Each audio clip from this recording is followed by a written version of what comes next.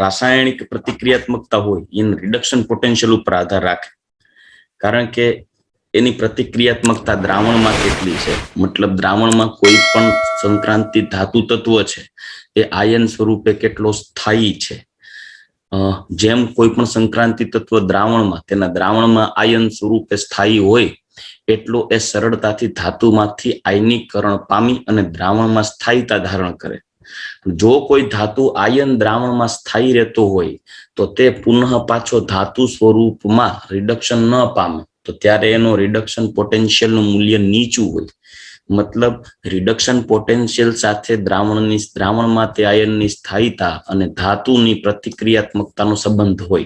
दाखला तरीके मारी पासे कोई एम धातु छे एम धातु ए एम सोलिड फॉर्म में छे हवे ज्यारे ए एम धातु छे ई एम प्लस एन आयन में रूपांतर थाय अने एन इलेक्ट्रॉन मुक्त करे अने जलीय द्रावण बनावे तो जो आ द्रावण छे ए जलीय द्रावण में स्थायी हो जो आयन छे धातु आयन छे ए जलीय द्रावण में स्थायी होय तो सरलताथी धातु छे ए धातु आयन में रूपांतरण पामे तो तेनी आयनीकरण एंथाल्पी ना मूल्य केवा होई सके ऊंचा के नीचा जो आ धातु आयन स्थायी होय द्रावण में तो आ धातु सरलताथी धातु आयन में रूपांतरण पामी सके तेना द्रावण में रूपांतर करवा तो आ धातुनी आ कुल आयनीकरण ऊर्जानुं मूल्य ऊंचું होय के नीचું होय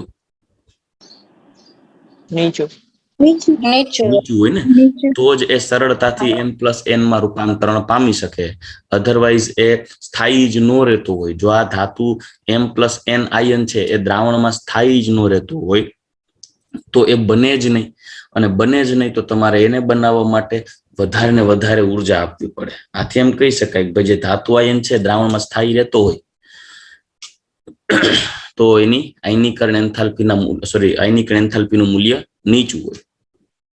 સેકન્ડ થિંગ હવે જો આ દ્રાવણમાં સ્થાયી હોય ને જલીય દ્રાવણમાં સ્થાયી હોય ને તો સ્થાયી હોય मतलब m + n एक्वियस છે એ જલીય દ્રાવણમાં સ્થાયી છે હવે એમાં n ઇલેક્ટ્રોન કાઢો અને m સોલિડ માં રૂપાંતરણ થાય તો આના માટેનું જે જરૂરી રિડક્શન પોટેન્શિયલ છે રિડક્શન પોટેન્શિયલ આપણે વિદ્યુતીય ઊર્જાના સંદર્ભમાં કહીએ તો આ આયન છે ધાતુ આયન એ તો દ્રાવણમાં સ્થાયી છે તો એનું રિડક્શન કરી અને ધાતુમાં રૂપાંતરિત કરવા માટે રિડક્શન પોટેન્શિયલનું મૂલ્ય વધારે હોય કે ઓછું હોય સાંભળજો રિડક્શન પોટેન્શિયલ નું મૂલ્ય એ તેની રિડક્શન પામવાની ક્ષમતા બતાવે જેટલું ઝડપથી રિડક્શન પામે એનો મતલબ એમ કે એનું રિડક્શન પોટેન્શિયલનું મૂલ્ય ઊંચું હોય।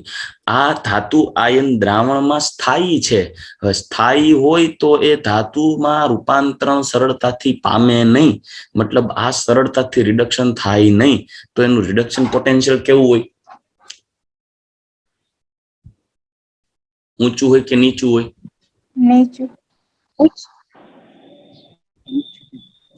नीचू जो शू करवाने तमने रीजन आ जलीय द्रावण में आ m + n आयन स्थायी छे सांभळो जलीय द्रावण में आ आयन स्थायी छे स्टेबल छे હવે स्टेबल होय तो आ स्टेबल है तो केना करता स्टेबल समझवानो होय आ m करता तो स्टेबल होय ने तो आ आयन छे ए आना करता स्टेबल होय तो सरलताथी शू करवाने m में रूपांतरण पामे स्थायी छे सरलताथी कई थोड़ी ओछा स्थायी में रूपांतरण पामे मतलब आ स्थायी होवाथी आनु रिडक्शन करवू मुश्केल छे અને રિડક્શન કરવું મુશ્કેલ હોય તો એનો મતલબ સરળતાથી રિડક્શન ન થાય અને સરળતાથી રિડક્શન ન થાય તો એનો રિડક્શન પોટેન્શિયલ નું મૂલ્ય નીચું હોય સમજાય છે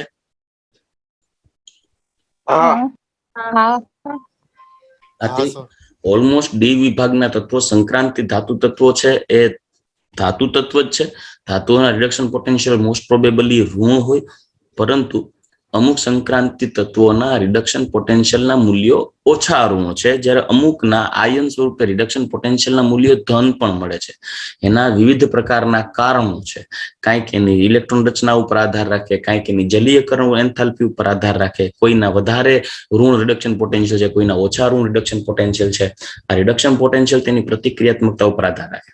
બીજી વસ્તુ અમુક ધાતુઓ એવી છે જે ઉમદા ધાતુ તરીકે વર્તે જે સરળતાથી પ્રક્રિયા કરતા નથી એસિડ સાથે. અમુક ધાતુ એવી છે જે એસિડ સાથે સરળતાથી પ્રક્રિયા કરી લે કેમ કે ખૂબ જ સક્રિય હોય. તો રિડક્શન પોટેન્શિયલના મૂલ્યો જો હાઇડ્રોજન માટે જો ને હાઇડ્રોજન માટે આપણે આ ઇલેક્ટ્રોકેમિસ્ટ્રીમાં જોઈ ગયા છીએ. હાઇડ્રોજનનું રિડક્શન પોટેન્શિયલ 0.0 વોલ્ટ છે. હવે જે ધાતુનું રિડક્શન પોટેન્શિયલ લાઈક Cu+2 થી Cu ની વાત કરીએ તો એના રિડક્શન પોટેન્શિયલનું મૂલ્ય +0.34 છે. અને E0Zn+2 થી Zn ની વાત કરીએ તો એના રિડક્શન પોટેન્શિયલનું મૂલ્ય -0.76 વોલ્ટ છે. તો આમાંથી એવી કઈ ધાતુ છે કે જે HCl ના દ્રાવણમાં નાખો ને તો હાઇડ્રોજન વાયુ ઉત્પન્ન કરે?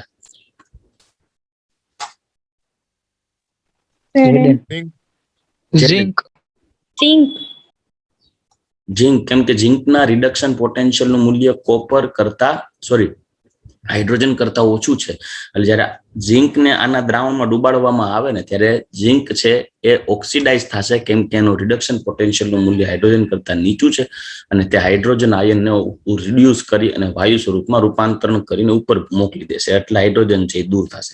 જ્યારે કોપરને HCl ના દ્રાવણમાં ડુબાડવામાં આવે ત્યારે કોપર છે એ હાઇડ્રોજન ઉત્પન્ન કરી શકશે નહીં. શું કરવાને? રિડક્શન પોટેન્શિયલ ઊંચું, કારણ કે તેના રિડક્શન પોટેન્શિયલનું મૂલ્ય ધન છે. પોતાનું રિડક્શન. હા, એટલે તે નહીં પોતાનું રિડક્શન કરવું પડે પણ એને રિડક્શન કરવા માટે બીજો સક્રિયકૃત નથી એટલે કોપર છે એ HCl ના દ્રાવણમાં પ્રક્રિયા નહીં આપે. પણ હા, Cu+2 હોય એમાં હાઇડ્રોજન ગેસ પાસ કરો તો કોપર છૂટો પડે ને H+ બને એ અલગ મેટર છે વિદ્યુત રાસાયણિક રીતે. પણ કોપર ધાતુ હાઇડ્રોજન ક્લોરાઇડના દ્રાવણમાં હાઇડ્રોજન ગેસ ઉત્પન્ન નહીં કરે. કોપરની જેમ સિલ્વર હોય તો ભલે, ગોલ્ડ હોય તો ભલે ને પ્લેટિનમ હોય તો પણ ભલે, એ HCl સાથે પ્રક્રિયા કરતા નથી કેમ કે એમાં સ્પેશિયલી ગોલ્ડ અને પ્લેટિનમ તો ઊંડા ધાતુ તરીકે વર્તે છે. તે એસિડ સાથે, સાદા એસિડ સાથે પણ પ્રક્રિયા આપતા નથી. ચાલો ક્લિયર? ચાલો હવે આપણે સ્ટેપ બાય સ્ટેપ જોતા જઈએ. સંક્રાંતિ ધાતુઓ તેની રાસાયણિક પ્રતિક્રિયાત્મકતામાં વ્યાપક ફેરફાર દર્શાવે. એ ડિપેન્ડ કરે છે એની જલીયકરણ એન્થાલ્પી, એની આયનીકરણ એન્થાલ્પી, આ બધા પોઈન્ટ ઉપર. તેમાંના મોટા ભાગની ધાતુઓ પૂરતી વિદ્યુત ધન હોય છે. વિદ્યુત ધનમય ધાતુઓ હોય છે કેમ કે રિડક્શન પોટેન્શિયલના મૂલ્યો ઋણ હોય છે. બધી ધાતુ જ છે. આથી તેઓ ખનિજ એસિડના દ્રાવણમાં ઓગળે છે. મતલબ કે ખનિજ એસિડ કોણ હોય તો કે ભાઈ HNO3 છે, H2SO4 છે, HCl, HBr, HI, આ બધા ખનિજ એસિડ કહેવાય. બાકીના કાર્બનિક એસિડ આવે. ખનિજ એસિડ અથવા મિનરલ એસિડ કહી શકો. કાર્બનિક એસિડમાં કાર્બોક્સિલિક એસિડ ને એ બધા કાર્બનિક એસિડમાં આવે. આ બધી ધાતુ ખનિજ એસિડમાં ઓગળે પણ અપવાદ સ્વરૂપે અમુક નહીં ઓગળે. કોણ નહીં ઓગળે? ઉમદા વલણ ધરાવતી ધાતુઓ છે ને નહીં ઓગળે. જેમ કે ગોલ્ડ અને પ્લેટિનમ છે એ સાદા એસિડ દ્વારા અસર પામતા નથી. કોપર ધાતુ સિવાય સાંભળજો, કોપર સિવાય પ્રબળ શ્રેણીની ધાતુઓ સાપેક્ષીય વધુ પ્રતિક્રિયાત્મક હોય. સાપેક્ષીય વધુ પ્રતિક્રિયાત્મક એટલે કેના કરતા વધુ પ્રતિક્રિયાત્મક હોય? કોપર કરતા ના, હાઇડ્રોજન કરતા. હાઇડ્રોજન. રિડક્શન પોટેન્શિયલમાં આપણે હાઇડ્રોજનની સાપેક્ષે રિએક્ટિવિટી સિરીઝ બનાવી છે કે નહીં? હાઇડ્રોજનની સાપેક્ષે EMF શ્રેણી બનાવી ને? સમજાય છે? બધાને અવાજ આવે છે? સાપેક્ષીય રીતે વધુ પ્રતિક્રિયાત્મક છે હાઇડ્રોજન કરતા, જે 1 મોલર H+ ના દ્રાવણ દ્વારા ઓક્સિડેશન પામે. જોજો, ઓક્સિડેશન પામે. આપણે એમ થાય ઓક્સિડેશન પામે, હા, કારણ કે તે ધાતુ ઓક્સિડેશન પામે સક્રિય ધાતુ ત્યારે તો ધાતુ આયન હાઇડ્રોજન છે રિડક્શન પામશે. તો એનું એક્ઝામ્પલ લઈએ, લાઈક Zn છે એ હાઇડ્રોજન કરતા સક્રિય છે. H+ ના દ્રાવણ સાથે રિએક્શન કરશે તો 2H+ હોય એ બનાવે Zn+2 એટલે ઓક્સિડાઇઝ થયો. H+ દ્વારા Zn નું ઓક્સિડેશન થયું જ્યારે H+ પોતે રિડક્શન થઈને હાઇડ્રોજન ગેસ ઉત્પન્ન કરે. ચાલો હવે જો કે આ પ્રક્રિયા વેગમાં ક્યારેક ઘટાડો પણ જોવા મળે છે. એ ડિપેન્ડ કરે છે ધાતુની રિએક્ટિવિટી કેવી છે, ધાતુના રિડક્શન પોટેન્શિયલનું મૂલ્ય કેટલું છે.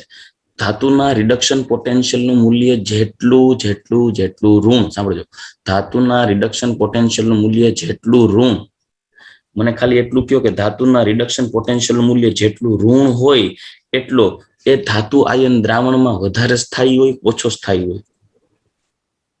વધારે સ્થાયી. વધારે સ્થાયી હોય. યસ. દાખલા તરીકે હું એમ કહી દઉં કે મારી પાસે એક એ ધાતુ છે એ A+ માં કન્વર્ટ થયો અને એને ઇલેક્ટ્રોન ગુમાવ્યા, એક ઇલેક્ટ્રોન ગુમાવ્યો, એ પ્લસ જ રાખી, ચાલો ને એક જ ઇલેક્ટ્રોન ગુમાવડાવી. અને 1 ઇલેક્ટ્રોન ગુમાવ્યો. તો આનું રિડક્શન માપવા, રિડક્શન પ્રક્રિયા જો આ જલીય દ્રાવણ હોય તો એના રિડક્શન ની વાત કરીએ તો A પ્લસ હોય અને એમાંથી 1 ઇલેક્ટ્રોન ઉમેરો અને એ સોલિડ બનાવે. આના રિડક્શન પોટેન્શિયલ ની વાત કરીએ, માનો કે એ -0.30 છે વોલ્ટ અને બી માંથી બી પ્લસ એકવીએસ બને છે અને એ 1 ઇલેક્ટ્રોન ગુમાવે છે. તો એનું રિડક્શન વિચારી, દ્રાવણમાંથી એને પાછું ધાતુ સ્વરૂપમાં બહાર એને કાઢવો છે તો બી પ્લસ 1 ઇલેક્ટ્રોન, તો બી સોલિડ બનાવીએ. આનો રિડક્શન પોટેન્શિયલ છે એ -0.50 વોલ્ટ છે માની લ્યો. તો આ બેમાં કયો આયન સરળતાથી ધાતુ સ્વરૂપમાં રૂપાંતરણ પામશે, રિડક્શન પામશે? આ બેમાંથી કયો આયન સરળતાથી રિડક્શન પામશે?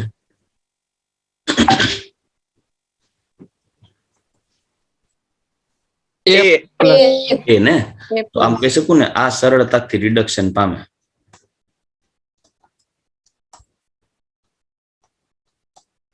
ઇઝીલી રિડ્યુસ થાય. મતલબ જોયું, આ દ્રાવણમાં સ્થાયી રહેશે. આ સ્થાયી રહેતો હોય તો આ પ્રક્રિયા દરમિયાન બી પ્લસ દ્રાવણમાં સ્થાયી રહેતો હોય તો પ્રક્રિયા દરમિયાન કોઈ પણ બી છે એ સરળતાથી બી પ્લસમાં રૂપાંતર થવા ટ્રાય કરે. આજે એમ કહી શકાય કે જેના રિડક્શન પોટેન્શિયલનું મૂલ્ય વધુ ઋણ હોય અથવા જેના રિડક્શન પોટેન્શિયલ મૂલ્ય, સાંભળજો, વધુ ઋણ હોય અથવા તો રિડક્શન પોટેન્શિયલનું મૂલ્ય ખૂબ નીચું હોય એવી ધાતુ સરળતાથી તેના આયનમાં રૂપાંતરણ પામી અને દ્રાવણમાં આયન સ્વરૂપે સ્થાયી રહે. ચોટો છો. 3-4 દિવસ બેન હાવ ચોટી ગયો. હમણાં ઉખડી જાય. ઉખડો. નેટવર્ક નો ઇશ્યુ છે. 1 સેકન્ડ. છે ને, બોલ આઈએ ન સમજાણું, હું જોક્સ માં જોક્સ નથી માર્યો. આવ્યું નેટ? હવે આવ્યો અવાજ? વોઇસ આવ્યો? અરે યાર, વોઇસ આવે છે? હા આવ્યો ને? છતાંય ખમો 1 સેકન્ડ, હું છે ને નેટવર્ક બદલી નાખ. હા સર. હા, 1 સેકન્ડ દીકરો.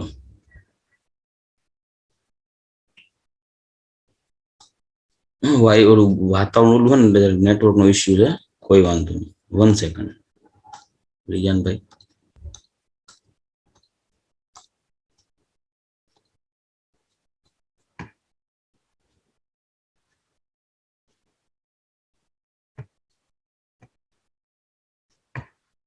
નહીં આવે, રેવા દો. ચલો, અવાજ આવે છે ને બધાને અત્યારે? તો ચાલુ રાખીએ. ઓકે, તો હવે આગળ વધીએ. કોઈ પણ ધાતુ હોય એ ધાતુના રિડક્શન પોટેન્શિયલનું મૂલ્ય જેટલું નીચું એટલું તે ધાતુની સક્રિયતા વધારે. ધાતુની સક્રિયતા વધારે ઇન ધ સેન્સ એ ધાતુ સરળતાથી તેના આયન સ્વરૂપમાં રૂપાંતરણ પામે. બીજી વાત, એ ધાતુ આયન તેના દ્રાવણમાં સ્થાયી હોય. આ સંબંધ કોઈ દી ભૂલતા નહીં. ચાલો સાંભળજો. રિડક્શન, ધાતુ ના રિડક્શન પોટેન્શિયલ એ ધાતુની સક્રિયતાના સમપ્રમાણમાં,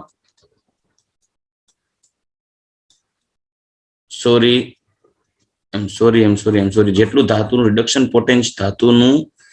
રિડક્શન પોટેન્શિયલ જેટલું નીચું હોય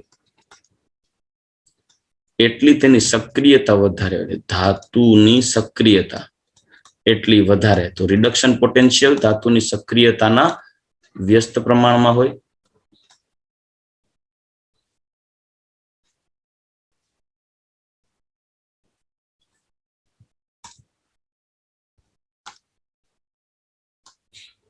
દેખાય ને બધાને? હા સર. ને ધાતુ આયન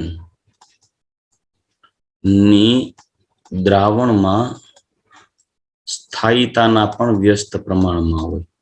આથી જેમ ધાતુનું રિડક્શન પોટેન્શિયલનું મૂલ્ય નીચું એમ ધાતુ ખૂબ જ સક્રિય હોય, ઝડપથી ઓક્સિડાઇઝ થાય, કેમ કે તેનું રિડક્શન પોટેન્શિયલનું મૂલ્ય નીચું છે એટલે રિડક્શન ન પામે, ઓક્સિડાઇઝ થાય અને તે ધાતુ તેના આયન સ્વરૂપમાં દ્રાવણમાં સ્થાયી રહે. બરાબર, તો આ એક સંબંધ હોય. બરાબર, ચાલો હવે આગળ વધીએ. તો કે આ પ્રક્રિયા વેગમાં ક્યારેક ઘટાડો પણ થાય, મતલબ કોઈ પણ ધાતુનું દ્રાવણમાં રૂપાંતરણ પામવામાં, મતલબ ધાતુનું એસિડ સાથે પ્રક્રિયા કરવાની સ્પીડ ક્યાંક વધારે પણ હોય, ક્યાંક ઓછી પણ હોય, ડિપેન્ડ કરે છે ધાતુની સક્રિયતા કેવી છે. ધાતુની સક્રિયતા બહુ વધારે હોય, જેના રિડક્શન પોટેન્શિયલ મૂલ્ય બહુ નીચું હોય તો તેની સ્પીડ વધારે હોય. જો ધાતુની સક્રિયતા ઓછી હોય, રિડક્શન પોટેન્શિયલ મૂલ્ય ઊંચું હોય તો તેની સ્પીડ ઓછી હોય. વ્યવહારમાં ઓરડાના તાપમાને ટિટેનિયમ અને વેનેડિયમ ધાતુઓ મંદ ઓક્સિડેશન કરતા સંયોજનો પ્રત્યે નિષ્ક્રિય છે. એટલે મંદ ઓક્સિડેશન કરતા સંયોજનો પ્રત્યે નિષ્ક્રિય, એનો મતલબ એ પ્રબળ ઓક્સિડેશન કરતા સંયોજન સાથે જ પ્રક્રિયા કરે, નિર્બળ ઓક્સિડેશન સંયોજનો ઓક્સિડેશન કરતા સાથે પ્રક્રિયા ન કરે. ઓક્સિડેશન કરતા એટલે આનું ઓક્સિડેશન કરી અને તેના પ્લસ આયનોમાં રૂપાંતરણ કરવું, પણ એ સરળતાથી ઓક્સિડાઇઝ નથી થતા. મંદ ઓક્સિડેશન કરતાની હાજરીમાં ઓક્સિડાઇઝ નથી થતા, પ્રબળ ઓક્સિડેશન કરતા દ્વારા જ ઓક્સિડાઇઝ થાય. એનો મતલબ એમ કે ઓક્સિડાઇઝ થઈને જ્યારે એના આયનો બને છે ને, એ આયનો સ્થાયી કેવા રહેતા હોય, વધુ રહેતા હોય, ઓછા રહેતા હોય? ઓછા. ઓછા. યસ, ઓછા સ્થાયી રહેતા હોય તો જ એ સરળતાથી આયનીકરણ પામી ઓક્સિડાઇઝ ન થાય ને. જો એ સ્થાયી થઈ જતા હોય ઝડપથી તો ઓક્સિડાઇઝ થઈ જાય. સમજાઈ ગયું? એટલે તો ટીઆઈ કરતા ટીઆઈ અને વેનેડિયમના +2 ચાર્જ ધરાવતા ઓક્સિડેશન અવસ્થા, એટલે કે +2 ચાર્જ વાળી જે આની ટિટેનિયમની અને વેનેડિયમની જે +2 ચાર્જ વાળી ઓક્સિડેશન અવસ્થા છે, એ ઓક્સિડેશન અવસ્થામાં આ ધાતુ સરળતાથી રૂપાંતરણ નથી પામતી. પ્રબળ ઓક્સિડેશન કરતાની હાજરીમાં જો રૂપાંતરણ પામે, નિર્બળ ઓક્સિડેશન કરતાની હાજરીમાં સરળતાથી પ્રક્રિયા નથી આપતી, એટલે કે નિષ્ક્રિય છે. શું કરવાને? તો એનું રીઝન શું આપી શકીએ? રિડક્શન પોટેન્શિયલના સંદર્ભમાં એનું રિડક્શન પોટેન્શિયલ કેવું હશે? ઊંચું હશે કે નીચું હશે કમ્પેરેટિવલી? ધાતુ તેના આયન સ્વરૂપમાં રૂપાંતર નથી થઈ શકતું. સમજે છે? ધાતુ તેના આયન સ્વરૂપમાં સરળતાથી રૂપાંતર નથી થઈ શકતો, મતલબ તેનું આયન ઓછો સ્થાયી છે. જો આયનની સ્થાયીતા ઓછી ઓછી ઓછી, મતલબ રિડક્શન પોટેન્શિયલ વધુ વધુ વધુ. સમજાઈ ગયું કે નહીં? આ સંબંધ જોઈ લેવાનો. સમજાઈ ગયું? તો રિડક્શન પોટેન્શિયલ વધુ પણ આ ધાતુ છે, આ ધાતુના રિડક્શન પોટેન્શિયલના મૂલ્યો ઋણના સંદર્ભમાં કહીએ તો એમ કહી શકાય આ ધાતુના રિડક્શન પોટેન્શિયલના મૂલ્યો ઓછા ઋણ હોય. ઓછા ઋણ હોય કેમ કે ઓછું ઋણ મૂલ્ય એ રિડક્શન પોટેન્શિયલનું ઊંચું મૂલ્ય બતાવે. તો આનું તો કારણ આપી શકાય તો કે ભાઈ કારણ એનું એ છે કે એના રિડક્શન પોટેન્શિયલનું મૂલ્ય, કારણ કે M+M થી M માટે રિડક્શન પોટેન્શિયલના મૂલ્યો શ્રેણી દ્વિસંયોજક કેટાનો બનાવ વલણમાં ઘટાડો સૂચવે છે. રિડક્શન પોટેન્શિયલના મૂલ્યો ઓછા છે. સોરી, M+2 થી M માટે E0 ના મૂલ્યો દ્વિસંયોજક કેટાયનોમાં ઘટાડો સૂચવે છે. આ શ્રેણીમાં દ્વિસંયોજક +2 થી M ના રિડક્શન પોટેન્શિયલના મૂલ્યમાં ઘટાડો સૂચવે છે. મતલબ કે આ ટિટેનિયમ ને વેનેડિયમ તો શરૂઆતમાં હોય એટલે ત્યારે એના રિડક્શન પોટેન્શિયલના મૂલ્યો ઓછા ઋણ હોય, પછી ક્રમશઃ ઘટતા જાય અને ત્યારે એની સ્થાયીતા વધતી જાય, દ્રાવણમાં તેના આયનોની સ્થાયીતા વધતી જાય. પરંતુ અહીંયા રિડક્શન પોટેન્શિયલના મૂલ્યો ટિટેનિયમ અને વેનેડિયમ માટે થોડાક ઓછા ઋણ હશે અને પછી ક્રમશઃ ઘટતા જશે, એટલે કે વધુ ઋણ થતા જશે. તો ઉપરની ટિટેનિયમ અને વેનેડિયમના ઓછા ઋણ મૂલ્યને કારણે તેના +2 આયનો કમ્પેરેટિવલી ઓછા સ્થાયી હોય. ચાલો નેક્સ્ટ, એનું મેઇન કારણ શું આપ્યું હોય તો કે એની આયનીકરણ ઉર્જા, કેમ કે જેમ એની આયનીકરણ ઉર્જાનું મૂલ્ય, કેમ કે એના રિડક્શન પોટેન્શિયલનું મૂલ્ય કેના ઉપર આધાર રાખે? આયનીકરણ ઉર્જાના મૂલ્ય ઉપર. જેટલું આયનીકરણ ઉર્જાનું મૂલ્ય, રિડક્શન પોટેન્શિયલ આયનીકરણ ઉર્જા ઉપર આધાર રાખે. જેટલી આયનીકરણ ઉર્જાનું મૂલ્ય વધારે તેટલો રિડક્શન પોટેન્શિયલ પણ વધારે હોય. સાંભળજો, કારણ કે કોઈ પણ એનું તમને સિમ્પલ એક્ઝામ્પલ આપો. આયનીકરણ એન્થાલ્પીની રિડક્શન પોટેન્શિયલ સાથે શું સંબંધ છે સમજાવું. જો મારી પાસે કોઈ M ધાતુ છે, એમાંથી 2 ઇલેક્ટ્રોન દૂર કરી M+2 બનાવવા છે, 2 ઇલેક્ટ્રોન દૂર કરવા છે. આ 2 ઇલેક્ટ્રોનને દૂર કરવામાં ખૂબ મુશ્કેલ હોય, ખૂબ જ મુશ્કેલ. મતલબ કે એમના 2 ઇલેક્ટ્રોન કાઢવા 9 ને જ્યાં પાણી ચડી જતા હોય, તો એનો મતલબ એમ કે આની ΔIH ખૂબ જ વધુ હોય તો જ મુશ્કેલ હોય કે નહીં? સમજાય કે નહીં? ધારી લઈએ કે એમ માંથી M+2 આયન બનાવવા માટે વધુમાં વધુ ઉર્જા જોઈએ છે તો એની આયનિક ઉર્જાનું મૂલ્ય વધુ થયું. વિચાર કરો કે વધારે ઉર્જા આપી તો અહીંયા રૂપાંતરણ પામ્યો તો આ બેમાં સ્થાયી કોણ? તો એમ સ્થાયી, તો આ ઓછો સ્થાયી થયો કે નહીં? હવે જો M+2 ઓછો સ્થાયી હોય તો ઓછો સ્થાયી હોય તો ફટાફટ પાછો ભાગી જાય. ઓછો સ્થાયી હોય તો ઝડપથી રિડક્શન પામીને ભાગી જાય કે નહીં? તો ઓછો સ્થાયી હોવાથી ત્વરિત M+2 M માં રિડક્શન પામે તો E0 M+2 થી M નું મૂલ્ય કેવું જાય? ઊંચું જાય કે નીચું જાય? ઊંચું. સમજાઈ ગયું? એટલે જો લખ્યું છે E0 રિડક્શન ના ઓછા ઋણ મૂલ્યો ડેલ્ટા IH1 અને ડેલ્ટા IH2 ના સરવાળામાં થતા વધારા સાથે સંકળાયેલું છે. જો ઓછા ઋણ મૂલ્યનું મતલબ સમજાય છે કે નહીં? ઓછા ઋણ મૂલ્ય જો ડેલ્ટા M+2 થી M નું મૂલ્ય ઊંચું એટલે ઓછું ઋણ. સમજાઈ ગયું કે નહીં? ઓછું ઋણ અને વધુ ઋણ, કેમ કે આ બધા ધાતુ તત્વ છે. આના રિડક્શન પોટેન્શિયલના મૂલ્ય ધનમાં ના આવે કોપરને છોડતા, બરાબર? એટલે આના રિડક્શન પોટેન્શિયલના મૂલ્યો ઋણમાં હોય તો જેનું રિડક્શન પોટેન્શિયલ ઊંચું હોય ને એને ઓછું ઋણ મૂલ્ય બતાવવું પડે, અને જેના રિડક્શન પોટેન્શિયલના મૂલ્યો નીચા હોય ને એને વધુ ઋણ બતાવવું પડે. સમજાય છે કે નહીં? એટલે આ બધા છે ને આ ટેક્સ્ટ બુક ના શાબ્દિક રજૂઆતો બહુ ટિપિકલ છે 100% સાચી, પણ ટિપિકલ બહુ છે. એટલે આપણે સમજી ખાડું કે ઓછું ઋણ એટલે એકચ્યુઅલી ટેકનિકલી મેથેમેટિકલી મૂલ્ય વધારે હોય. એટલે જો મૂલ્ય ઊંચું હોય, રિડક્શન પોટેન્શિયલ મૂલ્ય ઊંચું હોય, આ મગજમાં બેસે, પણ ઊંચું મતલબ ઓછું ઋણ. રેડી? તો E0 રિડક્શન પોટેન્શિયલના ઓછા ઋણ મૂલ્ય એ ડેલ્ટા IH1 અને ડેલ્ટા IH2 એ બંને એટલે કે દ્વિઆયનીકરણ માટે જરૂરી આયનીકરણ એન્થાલ્પીના વધારાના મૂલ્ય, મતલબ કે કુલ ઉર્જાનું મૂલ્ય વધારે હોય તો એનું રિડક્શન પોટેન્શિયલનું મૂલ્ય નીચું હોય. ઇન શોર્ટ આપણે એ પણ કહી શકીએ કે ડેલ્ટા IH આયનીકરણ એન્થાલ્પીનું મૂલ્ય જેટલું ઊંચું તેટલું રિડક્શન પોટેન્શિયલનું મૂલ્ય પણ ઊંચું હોય. સિમ્પલ.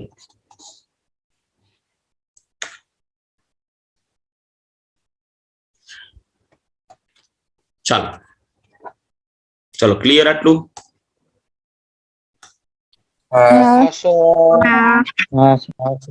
વધુમાં મેંગેનીઝ, નિકલ અને ઝિંક આ બધાના રિડક્શન પોટેન્શિયલના મૂલ્યો સામાન્ય વલણની અપેક્ષા કરતા વધુ ઋણ હોય. વધુ ઋણનો મતલબ સમજાઈ ગયું? એના રિડક્શન પોટેન્શિયલના મૂલ્યો ખૂબ નીચા. કયા રિડક્શન પોટેન્શિયલના મૂલ્યો એ ચોખવટ કરી દો. M+2 થી M, E0 M+2 થી M નું મૂલ્ય આ ત્રણેય માટે ખૂબ નીચું એટલે ખૂબ જ ઓછું ઋણ. તેના ઋણ મૂલ્ય હોવાનું કારણ શું હોય? મેંગેનીઝમાં M+2 બહુ સ્થાયી થયો એટલે M માં રૂપાંતર નથી થતો સરળતાથી, એટલે એનું રિડક્શન પોટેન્શિયલ મૂલ્ય બહુ નીચું થયું. M+2 કારણ ખૂબ સ્થાયી થાય. અર્ધપૂર્ણ. Zn માં D10 હોય, નિકલમાં જલીયકરણ ઉર્જા હોય, એને કારણે સ્થાયીતા પ્રાપ્ત કરે. બરાબર? તો ચાલો એનું આપણે રીઝન પણ આપી દઈએ. જ્યારે M+2 માં D5 ઇલેક્ટ્રોન રચના, Zn+2 માં D10 ની ઊંચી સ્થાયીતા એ રિડક્શન પોટેન્શિયલના મૂલ્યો માટે સંબંધિત છે એટલે ઊંચા Zn+2 અને DMn+5 વધુ સ્થાયીતા ધરાવતા હોવાને કારણે તેનું સરળતાથી રિડક્શન ના થાય. આથી એના રિડક્શન પોટેન્શિયલના મૂલ્યો ખૂબ નીચા છે, એટલે કે વધુ ઋણ છે. એના ધાતુ માટે રિડક્શન પોટેન્શિયલનું મૂલ્ય તેના સૌથી વધુ ઋણ જલીયકરણ એન્થાલ્પી સાથે સંકળાયેલ. મેં કીધું કે નહીં, નિકલમાં શું જવાબદાર છે? જલીયકરણ ઉર્જા. Na+2 દ્રાવણમાં વધારે ને વધારે સ્થાયી છે. એનું મેઇન કારણ છે તેના જલીય દ્રાવણમાં તેની સ્થાયીતા. આ સ્થાયીતાનું મુખ્ય કારણ એમાં કાંઈ એની ઇલેક્ટ્રોન રચના સ્થાયી છે એટલે નથી, પણ Na+2 ની ફરતે વધારે પ્રમાણમાં જલીયકરણ થઈ જતું હોવાથી એની જલીયકરણ ઉર્જા એટલી બધી વધારે છે કે જેને સ્થાયીતા આપે છે. સમજાઈ ગયું? આથી વધુ જલીયકરણ ઉર્જા એ તેની સ્થાયીતા માટે જવાબદાર છે. Na+2 દ્રાવણમાં વધુ સ્થાયી છે, આથી રિડક્શન પોટેન્શિયલનું મૂલ્ય ખૂબ જ નીચું છે. ચાલો ક્લિયર? હા સર. ઓકે. હવે નેક્સ્ટ એના પછી રિડક્શન પોટેન્શિયલનું મૂલ્ય M+3 થી M+2. M+3 થી M+2 રિડક્શન પોટેન્શિયલના મૂલ્યોમાં જલીય દ્રાવણોમાં Mn+3 અને CO+3 આયનો પ્રબળ ઓક્સિડેશન કરતા છે. પ્રબળ ઓક્સિડેશન કરતા એટલે પોતાનું શું થતું હોય ઝડપથી?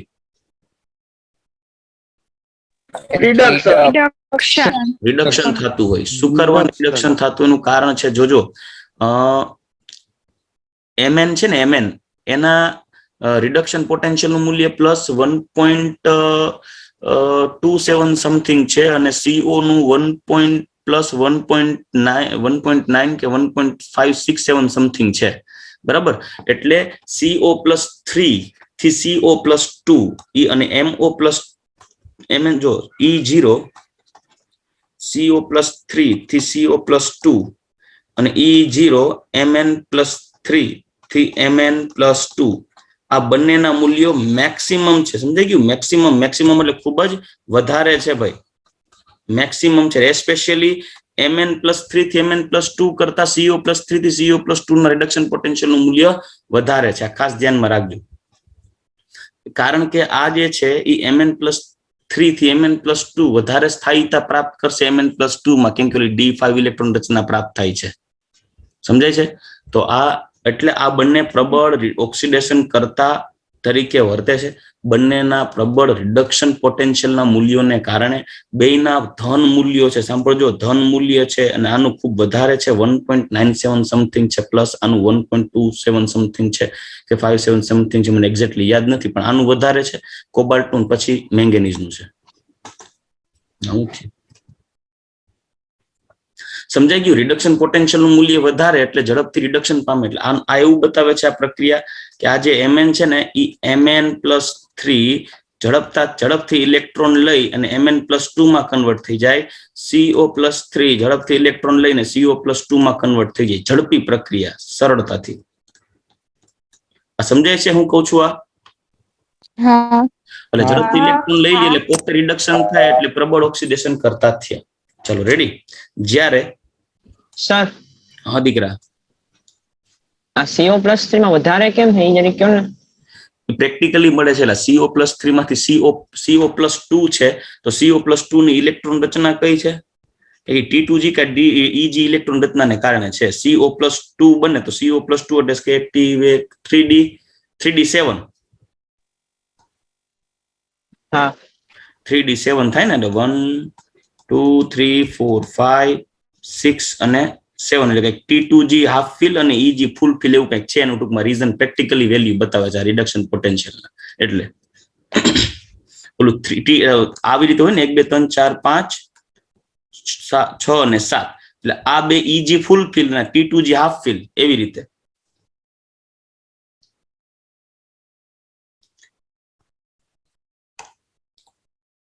એને કારણે આ લગભગ છે ને ક્વેશ્ચન હતો ગઈ ટેસ્ટમાં.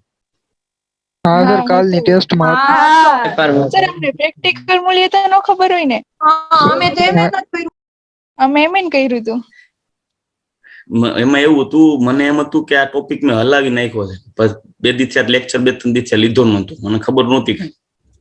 મને એમ હતું કે લીધો હોય. ઈ જે છે ને તમને ખબર ન હોય, પણ ટેક્સ્ટ બુક ના સ્ટેટમેન્ટ છે જો, આ ટેક્સ્ટ બુક માં આપ્યું જ છે એને કારણે. એટલે મેં મૂક્યું હતું. બે માં રિડક્શન હે મનથી વિચારી લેજો. હા, મનથી વિચારી લેજો. બે રાખ્યા બસ, બાકી રહેશે તો એક જ. ચાલો આગળ વધીએ. હવે ટિટેનિયમ+2, વેનેડિયમ+2 અને ક્રોમિયમ+2 આયનો પ્રબળ રિડક્શન કરતા છે. પ્રબળ રિડક્શન કરતા એટલે એનું શું થઈ જશે? ઓક્સિડેશન. મતલબ એના +2 આયનો કરતા એના +3 આયનો વધારે સ્ટેબલ. વધારે એટલે Ti+2 ફટાફટ Ti+3 માં, વેનેડિયમ+2 ફટાફટ વેનેડિયમ+3 માં અને Cr+2 ફટાફટ Cr+3 માં રૂપાંતરણ પામે. તો સાંભળજો, એના રિડક્શન પોટેન્શિયલના મૂલ્યો કયા?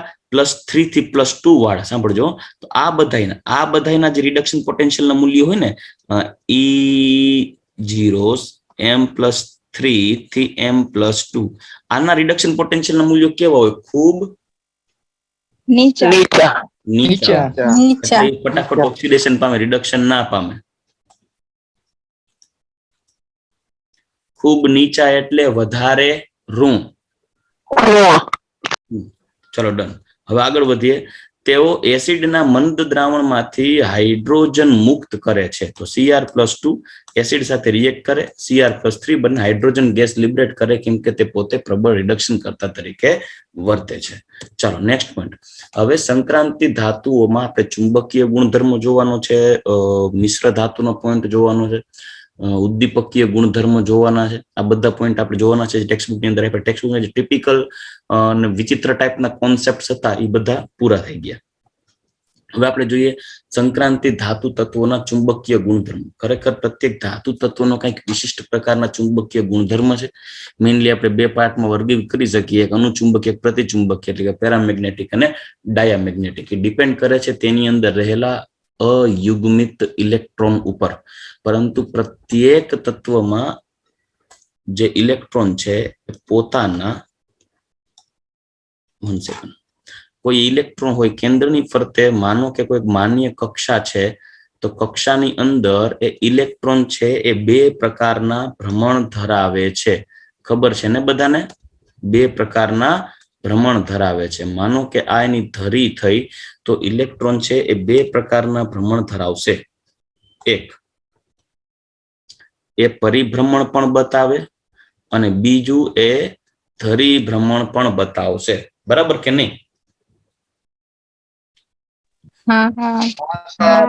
હવે કોઈ પણ પદાર્થ હોય, કોઈ પણ તત્વ હોય, એ તત્વનો જે ચુંબકીય ગુણધર્મ છે, એ તત્વનો ચુંબકીય ગુણધર્મ એ તેના ઇલેક્ટ્રોન ની કઈ ભ્રમણ છે, મતલબ ધરી ભ્રમણ અને પરિભ્રમણ. તો ઇલેક્ટ્રોન બે ભ્રમણ બતાવે, તો બંને ભ્રમણને કારણે એની અંદર ઉત્પન્ન થતા મેગ્નેટિક ફિલ્ડનો જે રિઝલ્ટિંગ એટલે કે ઓવરઓલ સરવાળો છે, સદિશ સરવાળો જેને આપણે કહીએ, એ સદિશ સરવાળો એનો કુલ ચુંબકીય ગુણધર્મ નક્કી કરે. જોજો, એનું પરિભ્રમણ અને ધરી ભ્રમણ, આ બંને, આ પરિભ્રમણ છે અને આ ધરી ભ્રમણ છે. પરિભ્રમણ અને ધરી ભ્રમણને આધારે તેનો કુલ ચુંબકીય ક્ષેત્રનો સદિશ સરવાળો થઈ અને પરિણામી કોઈ પણ પરમાણુમાં રહેલો ઇલેક્ટ્રોન છે બે પ્રકારના ભ્રમણ ધરાવે, એક ધરી ભ્રમણ ને એક પરિભ્રમણ. કોઈ પણ પરમાણુનું ચુંબકીય ગુણધર્મ પ્રાયોગિક રીતે માપી શકાય. સૈદ્ધાંતિક રીતે જો તમારે માપવું હોય તો તમારે એની અંદર માત્ર ને માત્ર ધરા ભ્રમણ ને આધારે જ ચુંબકીય ક્ષેત્ર નક્કી કરવામાં આવે છે. પરિભ્રમણને આધારે પ્રાયોગિક રીતે ચુંબકીય ક્ષેત્ર માપવામાં એટલે નથી આવતું કે માનો કે કોઈ ઇલેક્ટ્રોન છે એ એન્ટી ક્લોકવાઇઝ ડાયરેક્શનની અંદર પરિભ્રમણ કરે. સાંભળજો, ધરીભ્રમણ નથી કહેતો, ધરીભ્રમણની વાત નથી કરતો, પરિભ્રમણની વાત કરું છું.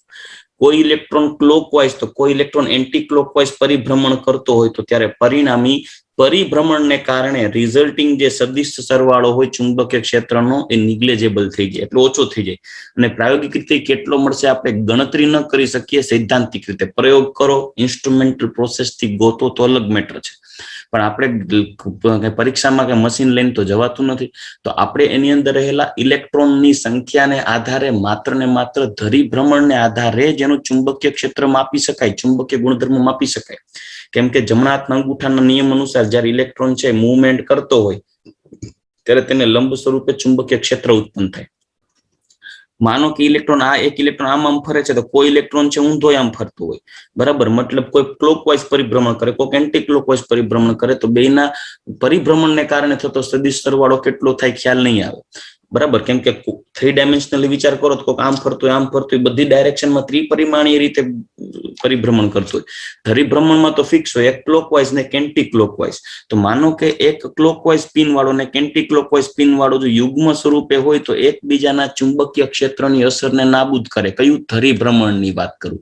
પણ માનો કે ઇલેક્ટ્રોનો જો અયુગ્મિત સ્વરૂપે સિંગલ હોય તો એના ચુંબકીય ક્ષેત્ર એક જ દિશાના એટલે કે સમાન મૂલ્યના થશે અને સમાન દિશામાં થશે, એટલે પરિણામી જે ચુંબકીય ક્ષેત્રનો સદિશ સરવાળો થશે એ મોટો થશે, જે તમે ગાણિતીય સ્વરૂપે શોધી શકશો, ગણતરી કરી મૂલ્યો ગણી શકશો.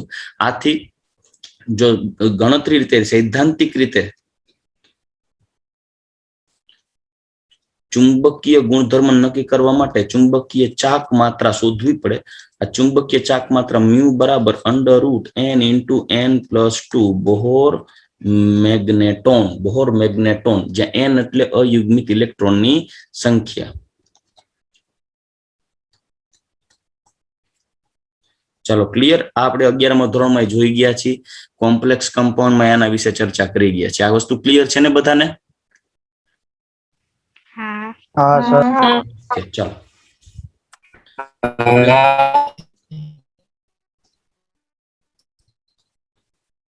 પદાર્થ પર ચુંબકીય ક્ષેત્ર લાગુ પાડતા બે પ્રકારના ચુંબકીય ગુણધર્મ ધરાવે. એક પેરામેગ્નેટિઝમ ઋણચુંબકીય, ડાયામેગ્નેટિઝમ એટલે પ્રતિચુંબકીય. આરજુ હા સર. છો ને? હા. હાલું અનુચુંબકીય પ્રતિચુંબકીય આવ્યું એટલે મેં કીધું. ચાલો. પદાર્થના અણુ, પરમાણુ કે આયનોમાં અયુગ્મિત ઇલેક્ટ્રોન હોય તો તેઓ અનુચુંબકત્વનો ગુણ ધરાવે. સાંભળજો, અયુગ્મિત ઇલેક્ટ્રોન હોય તો, કેમ કે યુગ્મિત હોય તો શું થાય? પરિણામી ચુંબકીય ક્ષેત્ર નાશ પામે. મેં તમને પહેલા જ કીધું, બરાબર? અયુગ્મિત હશે, યુગ્મિત હશે તો પરિણામી ચુંબકીય ક્ષેત્ર નાબૂદ થાય. આવા પદાર્થોને અનુચુંબકીય પદાર્થો કહેવામાં આવે છે. જો એનું ચુંબકત્વ નાશ ન પામે તો. જ્યારે બધા અયુગ્મિત હોય અથવા કોઈ એટલીસ્ટ એક અયુગ્મિત ઇલેક્ટ્રોન હોય ને તો એની અંદર અનુચુંબકત્વ હોય, કાંઈક ચુંબકીય ક્ષેત્ર ગુણધર્મ હોય જે બાહ્ય ચુંબકીય ક્ષેત્રમાં નજીવું આકર્ષણ ધરાવતું. પદાર્થના અણુ, પરમાણુ કે આયનોમાં બધા જ ઇલેક્ટ્રોન જો યુગ્મિત હોય તો તેઓ પ્રતિચુંબકીય ગુણધર્મ ધરાવે છે, જેને પ્રતિચુંબકીય પદાર્થો કહેવાય. કેમ કે બધા યુગ્મિત હોય તો શું થાય? તો કે બધા યુગ્મિત હોય તો એકનું ક્લોકવાઇઝ સ્પિન હોય, એકનું એન્ટી ક્લોકવાઇઝ સ્પિન હોય, તો પરિણામી જે રિઝલ્ટિંગ સ્પિન આવે, માનો કે બધા જ ઇલેક્ટ્રોન, માનો આવી રીતે 4 ઇલેક્ટ્રોન છે, 4 4 6 ઇલેક્ટ્રોન છે, 6 6 યુગ્મિત હોય તો એક ક્લોકવાઇઝ ફરે અને એક એન્ટી ક્લોકવાઇઝ ફરે, તો વળી એક ક્લોકવાઇઝ, એન્ટી ક્લોકવાઇઝ.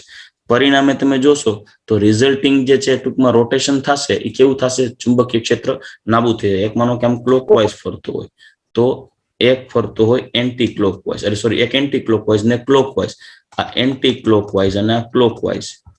તો પરિણામે શું થશે? રિઝલ્ટિંગ મેગ્નેટિક ફિલ્ડ 0 થશે. તો એને પ્રતિચુંબકીય કહેવાય, જો બધા જ યુગ્મિત ઇલેક્ટ્રોન હોય તો.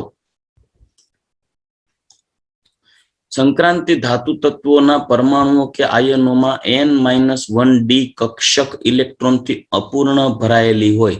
એટલે પ્રથમ સંક્રાંતિ શ્રેણીમાં કઈ કક્ષક ઇલેક્ટ્રોનથી અપૂર્ણ ભરાયેલી હોય? ત્રીજી. કેન્ડિયમ થી કોપર. 3d, યસ, કેન્ડિયમ થી કોપર 3d ઇલેક્ટ્રોન થી અપૂર્ણ ભરાયેલી હોય એટલે n-1d એને કહે, કેમ કે એની બાહ્ય કક્ષક 4 હોય અને આંતરિક 3d માં ઇલેક્ટ્રોન અપૂર્ણ ભરાયેલું હોય. રેડી. તેમાં અયુગ્મિત ઇલેક્ટ્રોન હોય છે, અને અયુગ્મિત ઇલેક્ટ્રોન હોવાને કારણે આવા સંક્રાંતિ ધાતુ તત્વો અનુચુંબકત્વનો ગુણ ધરાવે છે. તેના આ ગુણધર્મને લીધે તેઓ ચુંબકીય ચાક માત્રા મ્યુ ધરાવે છે. તેની આ ચુંબકીય ચાક માત્રા અયુગ્મિત ઇલેક્ટ્રોનના કક્ષકીય ભ્રમણ અને ધરા ભ્રમણને લીધે ઉત્પન્ન થાય છે. કક્ષકીય એટલે કક્ષામાં એનું ભ્રમણ, અને ધરા ભ્રમણ એટલે કે રિવોલ્યુશન અને સ્પિન, આ બે. બરાબર? એટલે કે પરિભ્રમણ અને સ્પિન આ બે ને કારણે થાય. પરિભ્રમણ એટલે કેન્દ્રની ફરતે ફરવું, અને સ્પિન એટલે ધરીભ્રમણ થવું. પરંતુ સંક્રાંતિ ધાતુ તત્વના અયુગ્મિત ઇલેક્ટ્રોન છેડાની કક્ષાઓમાં હોવાથી તેમના કક્ષકીય ભ્રમણ કરતા ધરા ભ્રમણના લીધે ઉત્પન્ન થતી ચાક માત્રા વધુ મહત્વની હોય છે. આ ટેક્સ્ટ બુકના સેન્ટેન્સ છે, પણ ટેકનિકલી કેવું છે કે પરિભ્રમણને ગણવામાં નથી આવતું, કેમ કે એનો સદિશ સરવાળો છે એ ઓછો હોય, નિગ્લેજેબલ હોય. હા, પ્રેક્ટિકલી એને કન્સિડર કરવામાં આવે છે. એટલે પ્રાયોગિક અને સૈદ્ધાંતિક ચુંબકીય ચાક માત્રાઓના મૂલ્યમાં જોશો તો પ્લસ માઇનસ કાંઈક વેરિએશન આવશે, પણ એટલા બધા વેરિએશન ના આવે, માઇનોર ચેન્જ આવે. આ ચાક માત્રા નીચેના ભ્રમણ માત્ર સૂત્ર દ્વારા શોધી છે. ભ્રમણ માત્ર સમજી ગઈ? ભ્રમણ માત્ર એટલે સ્પિન ઓનલી. સ્પિન એટલે સ્પિન ને આધારે જ નક્કી કરવામાં આવે છે. √n × n+2 બોહર મેગ્નેટોન સૂત્ર ઉપર, જ્યાં n એટલે અયુગ્મિત ઇલેક્ટ્રોનની સંખ્યા. અહીં જેમ અયુગ્મિત ઇલેક્ટ્રોનની સંખ્યા વધે તેમ ચુંબકીય ચાક માત્રાનું મૂલ્ય વધે છે.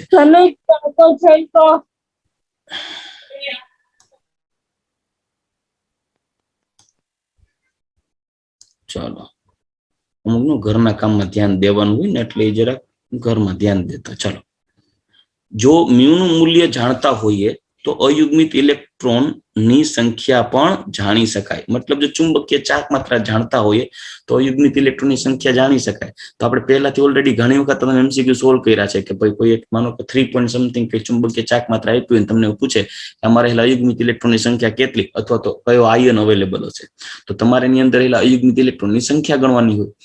સિમ્પલ છે, મેં તમને પહેલા કીધું ને, હજી એકવાર કહી દઉં. જેટલા અયુગ્મિત ઇલેક્ટ્રોન હોય ચુંબકીય ચાક માત્રામાં એના મૂલ્યમાં પોઈન્ટ પહેલાનો આંકડો એ જ આવશે. માની લ્યો કે તમારે મ્યુ છે 2.87 બોહર મેગ્નેટોન છે, તો સમજવું કે 2 અયુગ્મિત ઇલેક્ટ્રોન ની સંખ્યા છે. માનો કે મ્યુ બરાબર 5.89 હોય તો સમજવું કે 5 અયુગ્મિત ઇલેક્ટ્રોન છે, અથવા તો 5 અયુગ્મિત ઇલેક્ટ્રોન હોય તો 5 પોઈન્ટ સમથિંગ ચુંબકીય ચાક માત્રા આવે. 2 અયુગ્મિત ઇલેક્ટ્રોન હોય તો 2 પોઈન્ટ સમથિંગ ચુંબકીય ચાક માત્રા આવે.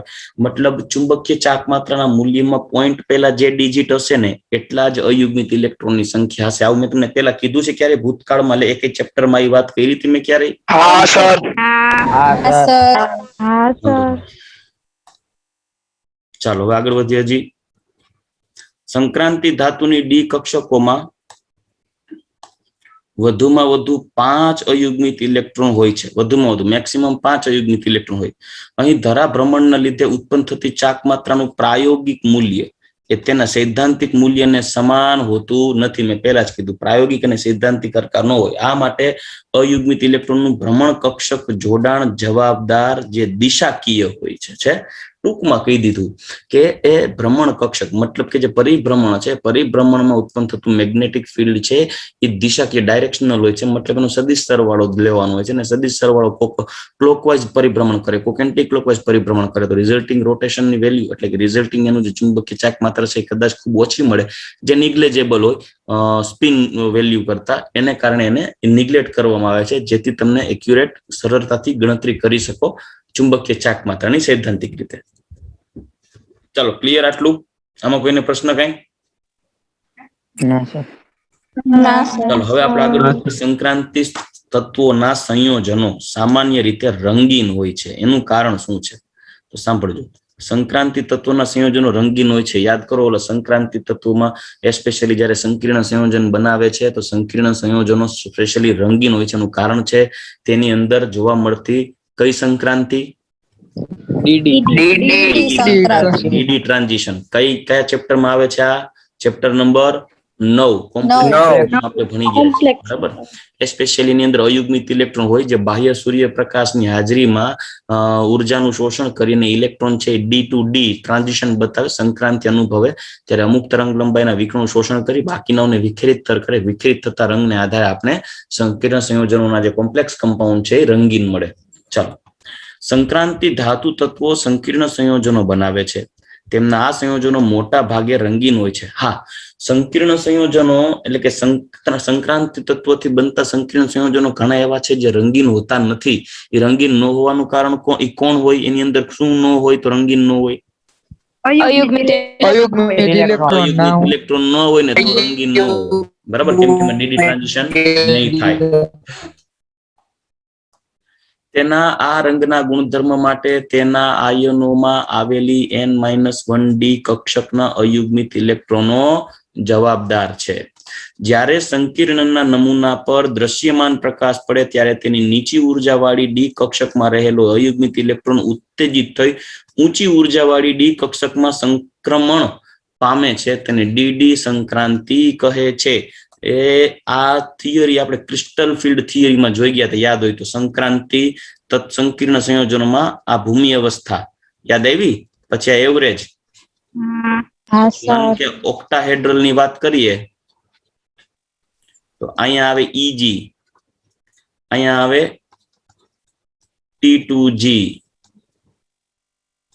યાદ હોય તો આવું કંઈક હતું. +3/5 ડેલ્ટા ઓ, -2/5 ડેલ્ટા ઓ, યાદ આવે છે? તો આ નીચું શક્તિ સ્તર T2G, આ ઊંચા શક્તિ સ્તર EG, અક્ષીય અને એક્સિયલ અને પ્લાનર T2G, બરાબર. ચાલો, તો આનો ઇલેક્ટ્રોન છે જ્યારે અહીંયાથી જમ્પ મારી, માનો કે T2G માં કોઈ ઇલેક્ટ્રોન હોય અને T2G નો ઇલેક્ટ્રોન અહીંયાથી જમ્પ મારી અને ઈજી માં આવે તો એને કહેવાય ડીડી ટ્રાન્ઝિશન. ચાલો ક્લિયર.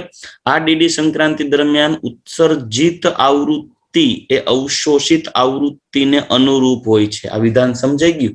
ઉત્સર્જિત આવૃત્તિ અવશોષિત આવૃત્તિને અનુરૂપ હોય છે. મતલબ જો વધુ આવૃત્તિ વાળા વિકિરણો ઇલેક્ટ્રોન શોષી લે તો વિખેરિત થતી આવૃત્તિ કેવી હોય? ઓછી. વધુ ઉર્જાનું શોષણ કરે તો વિખેરિત થતી ઉર્જા કેવી હોય?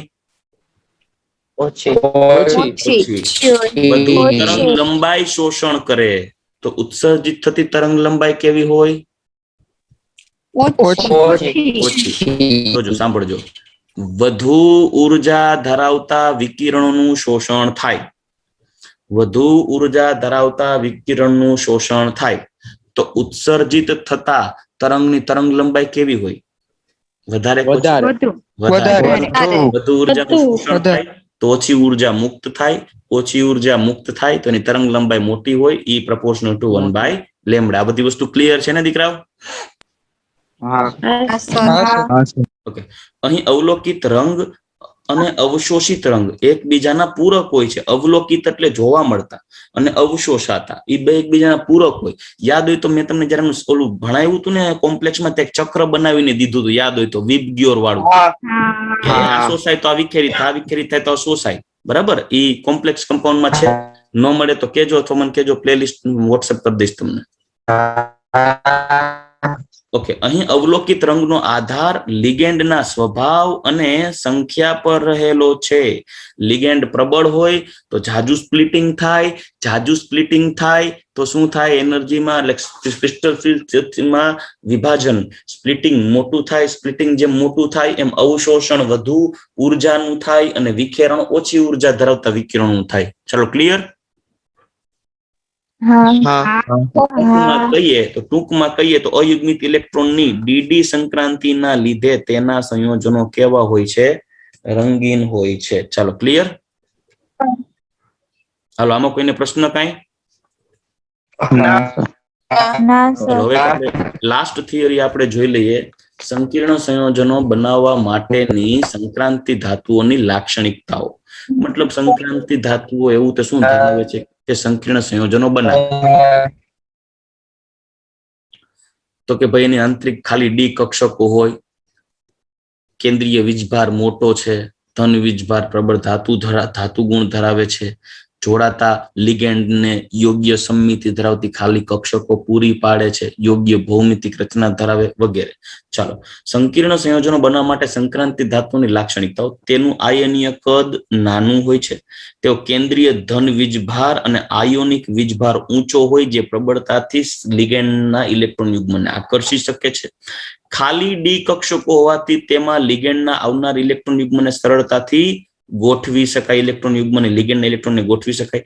સંક્રાંતિ ધાતુમાં રહેલ 3D 4S 4P અને 4D કક્ષકો વચ્ચે ઉર્જાનો તફાવત અલ્પ હોવાથી તેમાં જુદા જુદા સંકરણો શક્ય બને છે. Like DsP2, D2sp3, sp3d, sp3, sp3d2, sp3d વગેરે, જેથી ઉત્પન્ન થતી સંકૃત કક્ષકો સંકીર્ણ બનાવવામાં મદદ કરે છે. તેમાં જુદા જુદા સંકરણ હોવાથી તેઓ સવર્ગ સહસંયોજક દિશાકીય બંધો બનાવે. સવર્ગ સહસંયોજક સંયોજનો દિશાકીય રીતે ગોઠવાય છે, કોઈ એક્સિયલ, કોઈ પ્લાનર, અને એને આધારે જુદી જુદી ભૌમિતિક રચના ધરાવતા સંકીર્ણ સંયોજનો મળે છે. તેઓ જુદી જુદી ઓક્સિડેશન અવસ્થાઓ પણ ધરાવી શકે છે, લાઈક Fe+2, Fe+3 વગેરે વગેરે. બરાબર. તો આ એની એક વિશેષતા છે જેને કારણે તે સંકીર્ણ સંયોજન બનાવવાની લાક્ષણિકતા ધરાવે. ચાલો ક્લિયર. ચાલો, આજના ટોપિકમાં કોઈને કઈ પ્રશ્ન નથી?